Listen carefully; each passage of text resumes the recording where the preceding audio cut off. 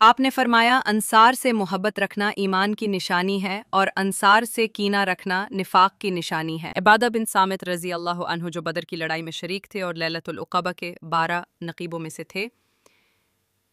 फरमाते हैं कि रसूलुल्लाह न ने उस वक्त जब आप के गिर्द सहाबा की एक जमात बैठी हुई थी, फरमाया कि मुझसे बैयत करो इस बात पर कि अल्लाह के साथ किसी को शरीक ना करोगे, चोरी ना करोगे, जिना ना करोगे, अपनी औलाद को कत्ल ना करोगे और ना अमदन किसी पर कोई नाहिक बहतान बांधोगे और किसी भी अच्छी बात में खुदा की नाफरमानी ना करोगे।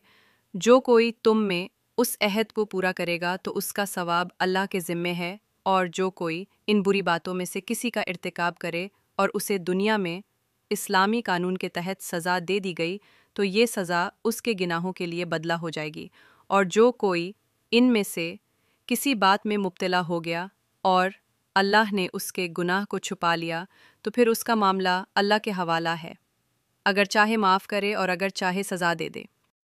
इबादा कहते हैं कि फिर हम सब ने उन सब बातों पर आप ना ताला सल्लल्लाहु से बैयत कर ली। रसूलुल्लाह सल्लल्लाहु अलैहि वसल्लम ने फरमाया, वो वक्त तो करीब है जब मुसलमान का उम्दा माल उसके बकरियां होंगी जिनके पीछे वो पहाड़ों की चोटियों और बरसाती वादियों में अपने दीन को बचाने के लिए भाग जाएगा। रसूलुल्लाह सल्लल्लाहु अलैहि वसल्लम लोगों को किसी काम का हुक्म देते तो वो ऐसा ही काम होता जिसके करने की लोगों में ताकत होती।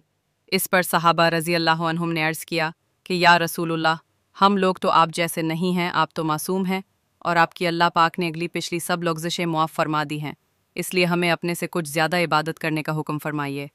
ये सुनकर आप नाराज़ हुए, हत्ता कि खफगी आपके चेहरे मुबारक से ज़ाहिर होने लगी। फिर फरमाया कि बेशक मैं तुम सबसे ज़्यादा अल्लाह से डरता हूँ और तुम सबसे ज़्यादा उसे जानता हूँ, बस तुम मुझसे बढ़कर इबादत नहीं कर सकते।